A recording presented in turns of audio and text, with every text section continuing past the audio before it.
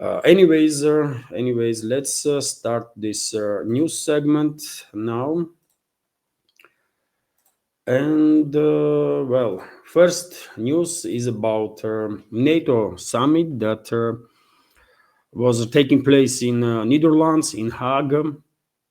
Many news was coming from Netherlands yesterday. Quite a weirder developments were taking place, and I will touch up on that topic a little late. But first of all, let me give you this news that NATO chief Mark Rutte promised Zelensky that alliance can fund Ukraine for another decade. So basically, in other words, what Secretary General of NATO said is that globalist Western ruling class is willing to finance this Western-backed terrorist regime of Zelensky and provide weapons as long as there is anybody left in this former Soviet republic under the name of Ukraine that can be forcefully mobilized and basically sacrificed while being thrown into trenches. That's that's what they said, right? And let me give you a short video of these statements of Rutte. It's quite something, isn't it? I mean, just listen. Commitment to Ukraine endures.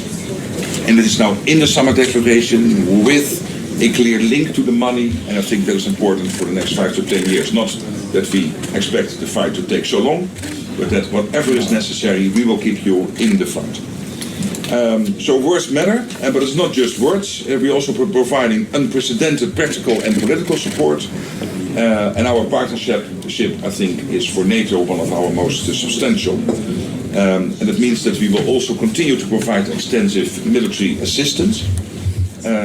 Several nations at this table here today, and many other allies, have already made substantial pledges recently, including air defense systems, tanks, infantry fighting vehicles, artillery systems, drones, naval systems and munitions.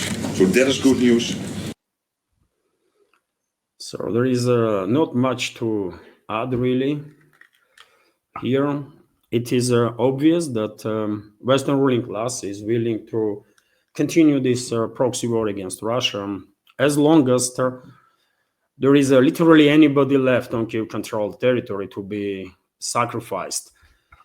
It is extremely sad that people in Ukraine, many people, still struggle to wake up and realize what is happening and how they've been treated by their so-called allies. But it is what it is. We have to deal with the reality that we are facing, right? And when it comes to financial part of these promises that Rutte, and if you notice in that video, it was not just Rutte there, but also leaders, so-called leaders of this coalition of willing. Macron was there, Stammer was there, leader of Poland was there, and also Italy and some other elements. Well, Rutte also went to say that Kyiv will receive over 50 billion euros worth of weapons in 2025 alone. So it's quite a lot of weapons, isn't it? And when I see this news difference, I was thinking, yes, it's a huge amount of money that European taxpayers will pay to prolong this proxy war against Russia. But yet again, main obstacle that these Western proxies in Kyiv regime are facing is a lack of manpower. And they might send their money, they might send their weapons, but I guess already this year, by the way, Kyiv regime, which is already struggling to forcefully mobilize enough personnel to keep their defense lines in more or less battle-capable shape, I guess towards the end of this year, this issue that Kyiv regime is facing is going to become basically unsustainable, right?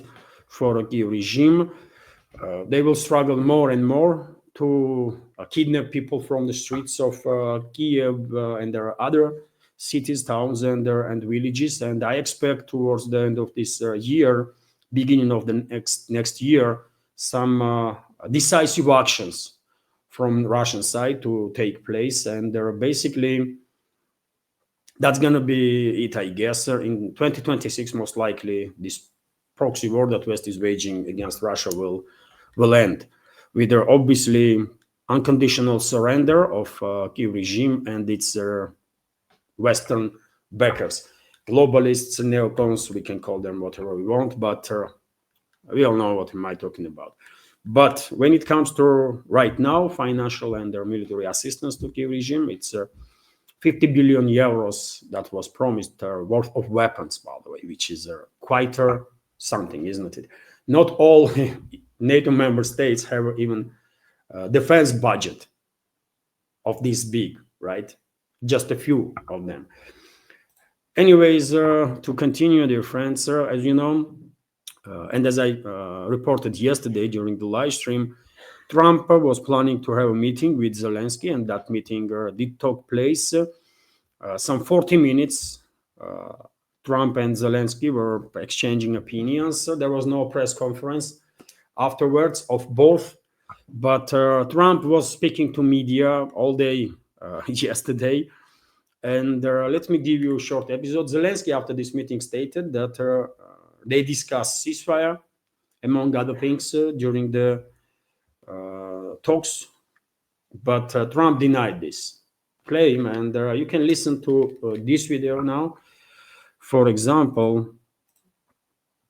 So let me give you this. Fire in this Russo-Ukrainian. No, I wanted to know how he's doing. He was very nice, actually. You know, we had little rough times sometimes. He was couldn't have been nicer. I think he'd like to see an end to this. I do. I think what I took from the meeting couldn't have been nicer, actually. But I took from the meeting that he'd like to see it end. So in the beginning, you can see he's answering no to this question if they talk about ceasefire. Let's listen to it again. Does any ceasefire in this Russo-Ukrainian? No, I wanted to know how he's doing. He was very nice, actually. You know, Yeah, Trump said that he was just wondering how Zelensky is doing, and that's why he met him.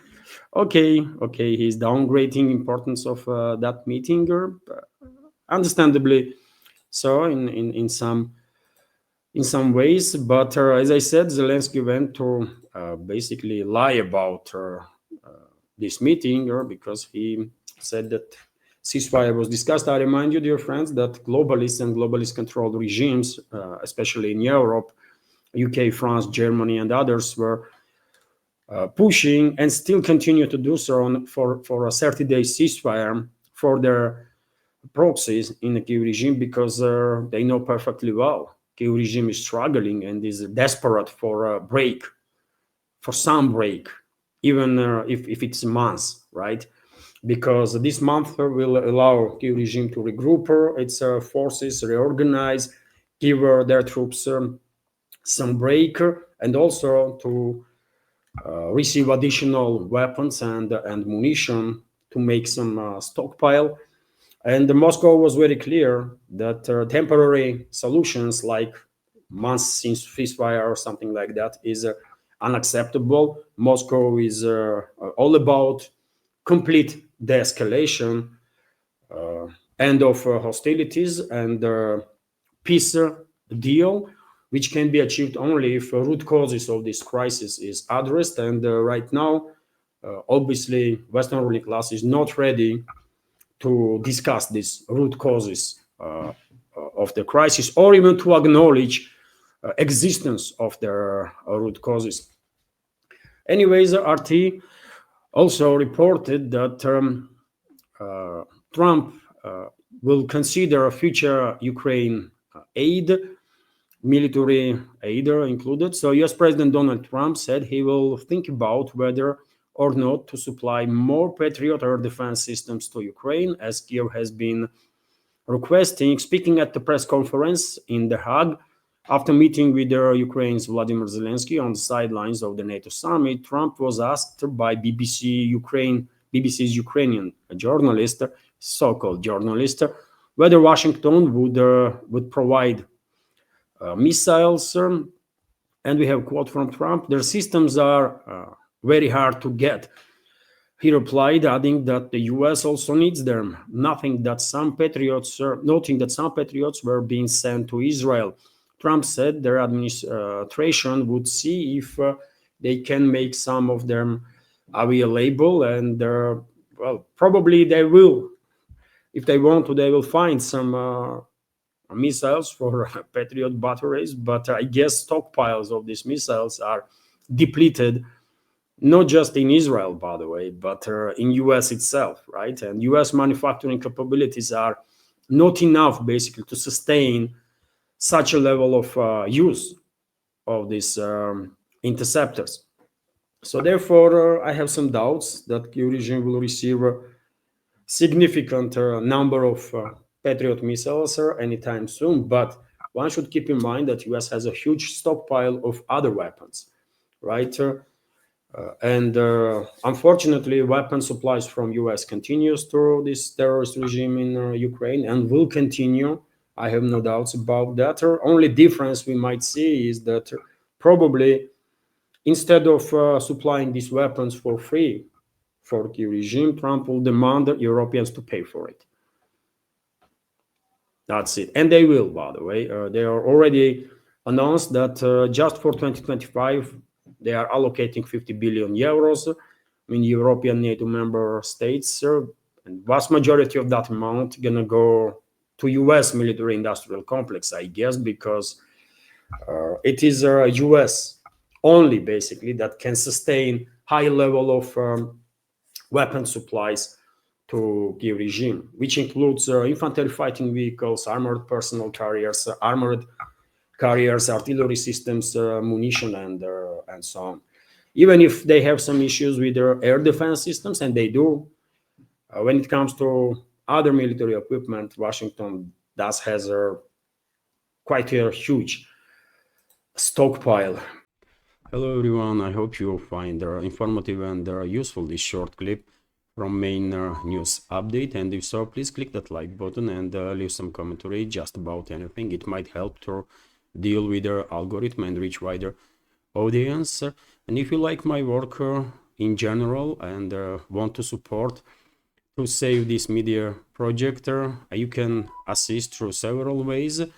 You can donate to this project through PayPal platform or Boosty, also with the crypto currencies, or you can subscribe to my Patreon page and page on Boosty, where I have quite a lot of extra content on regular basis. All the links are on this video in description box and in the pinned comment.